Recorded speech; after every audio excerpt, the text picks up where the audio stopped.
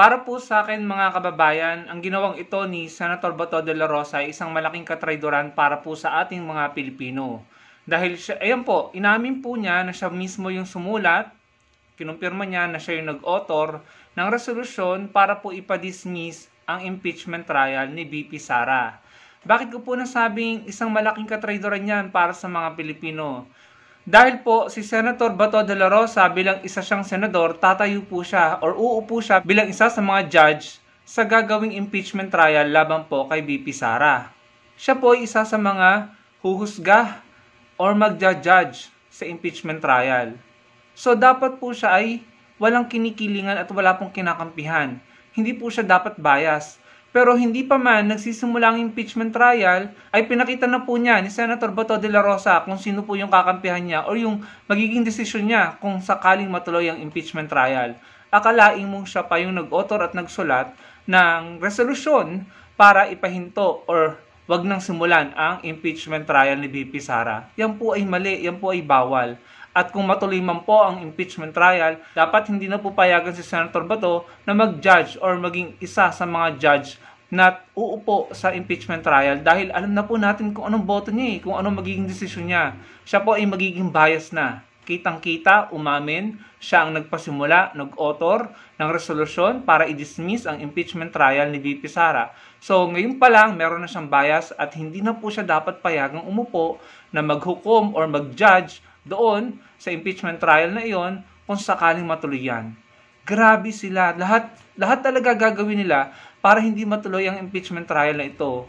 Sana naman maunawaan nyo kaming mga Pilipino na ang gusto namin dito ay makita ang mga ebidensya, makita ang pagtatalo-talo at pagdidebate. Dahil at the end of the day, kami po talaga yung huhusga eh. Kung gusto nyong i-acquit si VP Sara, wala po kaming magagawa doon. Pero ang importante sa amin is makita yung mga ebidensya, mga testimonya, especially yung bank account na sinasabi ni Senator Trillanes. Pero kitang-kita namin sa ginagawa niya, pinipigilan yung mangyari yon. Hindi nyo kami pinoprotektahan at hindi nyo pinoprotektahan ang interes ng mga Pilipino.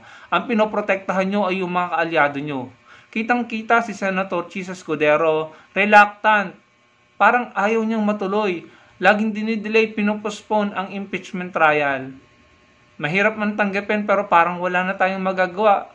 Yun ang ginagawa nila eh. Yun po yung gusto nilang mangyari. Tapos si Senator Bato na isa sa magiging judge ay naghain ng resolusyon. Siya pa mismo daw ang gumawa. Kinumpirma niya na gusto niyang ipahinto or ipadismiss ang impeachment trial ni VP Sara. Grabe pong pantatraidor yan at pang GGAGO sa mga Pilipino. Harap-harapan po.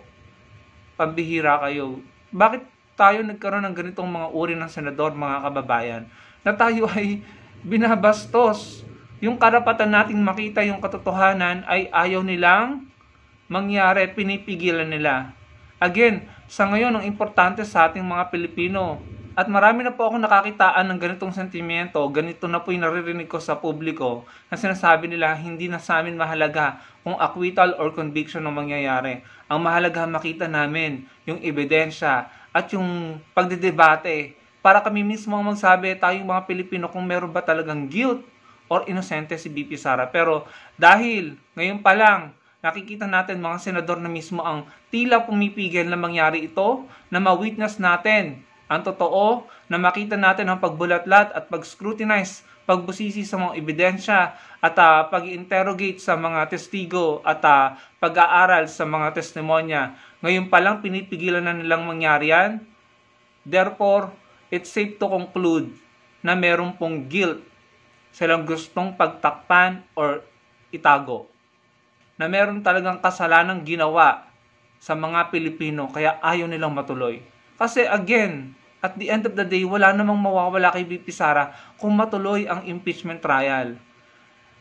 As a matter of fact, mapapatunayan pa nga niya na inosente siya kung inosente siya talaga. At mabibigyan siya ng pagkakataon na ipagtanggol ang sarili niya. Ngayon, kung si VP Sara po ay guilty at may ginawang mga kasalanan sa mga Pilipino, especially sa paghawak ng pondo ng taong bayan, at hindi natuloy ang impeachment trial dahil ang daming pumipigil at meron siya talagang ginawang hindi tama, then malaki po ang mawawala sa mga Pilipino. Tayo po ang talo. Pero bakit sila tila natatakot, ayaw nilang ituloy, no? Humaharang, sila na mismo ang nagpe-prevent. Sila yung ating mga representative dyan sa Senado. Dapat tayo yung kinakatawan nila dyan. Dapat tayo yung pinagtatanggol. Pero bakit parang tayo po yung kinakalaban? Hindi na po parang tayo na yung kinakalaban. Tayo na yung dinedehado dito, tayong mga Pilipino. Bakit tayo nagkaroon ng ganitong mga senador, mga kababayan? Bakit sila ganyan? Ang pinoprotektahan lang nila mga Duterte. Paano kung totoo yung mga akusasyon ni Senator Trillanes? Paano kung totoo yung findings ng Quadcom patungkol sa confidential fund? Paano kung totoo yung sinasabi ng mga matataas na opisyal ng AFP na hindi naman sila tumanggap ng 15 million pesos pero ginamit yung kanilang certification para gawing resibo to justify yung paggamit ng confidential fund ni VP Sara? Paano kung totoo yun? Mapapalampas yun dahil hindi matutuloy yung impeachment trial. Parang kinukonsinti nyo po ang katiwalian sa gobyerno if that's the case.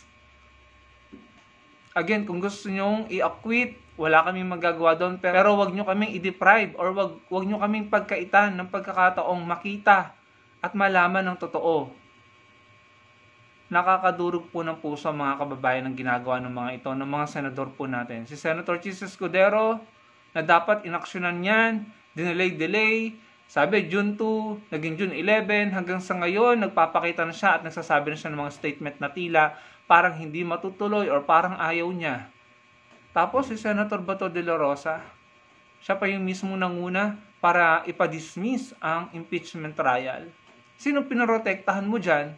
Si VP Sara, hindi ang mga Pilipino. Again, kung mapatunayan nyo na inosente si VP Sara, walang mawawala sa kanya. Bagkos makakagain pa nga siya ng suporta dahil napatunayan niya na inosente siya sa impeachment trial. Kaya wag nyo naman sanang pigilan ng impeachment trial na iyan.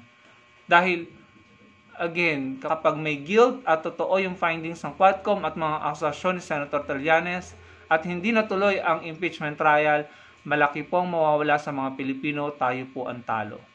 Pero again, sa nakikita natin na pagprotekta at pagpigil sa impeachment trial na iyan, nakikita na po natin na maaaring tama po tayo, may guilt at may ginawang masama or kasalanan sa mga Pilipino. Kayo mga kababayan, ano pong masasabi nyo dito? Bakit pambihira naman? Nung naging senador si Senator Bato de la Rosa, anong nagawa niya para sa mga Pilipino? Anong naiambag niya para mga Pilipino ang makinabang? Ngayon nanalo na naman siya sa pagkasenador. Bakit parang tila ang inaasikaso niya at pinoprotektahan niya ay isang pamilya, mga kaalyado niyang politiko? Nakakasama po ng loob mga kababayan. Kaya po tayo hindi umuusad dahil tila yung mga politiko na nasa gobyerno, sila pa yung mga nangunguna sa korupsyon at pinoprotektahan nilang isa't isa. Tignan niyo ang South Korea. Kaya sila first world country kahit noong unang panahon ay tayo pa ay mas angat sa kanila, mas maunlad pa tayo sa South Korea. Pero ngayon, sobrang layo na nila sa Pilipinas. Angat na sila at successful, mayaman. Dahil ang bilis nilang mag-impeach nang nakita nilang tiwaling opisyal nila. Hindi umabot, umabot ng isang buwan yun, pero impeach agad ang bilis Bakit nila ginagawa ito? Dahil kailangan nilang tanggalin sa posisyon ang mga opisyal ng kanilang gobyerno na nakikita nilang magiging sagabal sa patuloy nilang pag-unlad at pagyaman, kaya yumayaman ng South Korea. Dito sa atin, pinoprotektahan pa ng mga iniluklok nating politiko. Parang ganun yung nangyayari Tapos may mga supporters pa sila ng mga kapwa natin Pilipino na sila pa hinuunang magtanggol at nagsasabing wag nang ituloy ang impeachment trial. Ang gusto lang namin dito yung trial. No? Gusto namin makita yung tama at totoo, yung ebidensya. Kaya kahit kailan ang Pilipinas may iwan at mangungulelat dito sa Asia dahil sa damakmakang korupsyon, tapos yung mga taong lumalaban sa korupsyon, pinapatahimik, pinipigilan at yung mga kurakot, yung mga nagpapakasasa at nagpapayaman sa pera ng bayan ay pinoprotektahan, kinakampihan, dinedepensahan. Kaya never po talaga tayong yayaman bilang isang bansa hanggat ganyan ang sistema ng ating politika. At hanggat may mga Pilipino na uto-uto, nagpapagoyo, nagpapalinlang, naniniwala, gullible, at nagiging tagapagtanggol at instrumento ng mga makasarili at ganid na politiko, never pong yayaman ang Pilipinas. Hindi po natin makikita na maginhawa tayo dahil bulok na po ang sistema natin. Kayo mga kababayan, ano pong masasabi niyo dito sa pag-amin na ginawa ni Senator Bato? Ilagay niyo po sa comment section at sana po i-like yung video natin. Lagi po tayong magsasalita at magre-raise ng awareness para po sa bansa natin. Salamat po sa panonood.